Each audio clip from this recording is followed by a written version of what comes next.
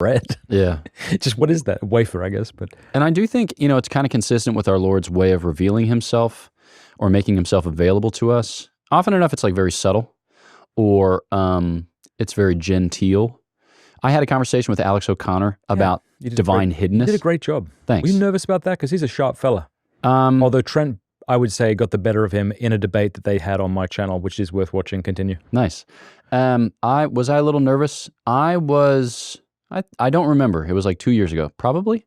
I get nervous about some things, but it's not clear You seemed what. like a good faith. So did he. You both seemed like you weren't there to score points on each other. Yeah. And those are the best conversations to listen to. That was how it was explained to me. It was like, just have a conversation. I was like, oh yeah, I can do that for sure. And then we smoked a cigar afterwards.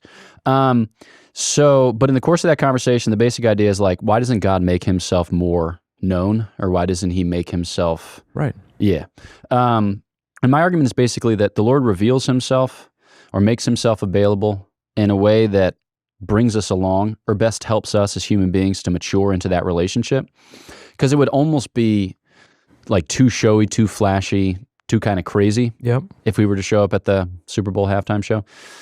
So he does it in a way that kind of corresponds with our human nature. And one of the images from the fathers of the church is like, he wants to heal us to our depths or to our core. And you can't content yourself with a superficial healing, because when you do that, then the wound is still foul and festering and it gets really creepy. So the idea is like, you gotta dive deep. And often enough with us, it's through this ongoing question and answer, or through this ongoing dialogue. It's like, what are you doing, Lord? And then you hear nothing and you're like, okay, I guess I have to ask again or in a different way, or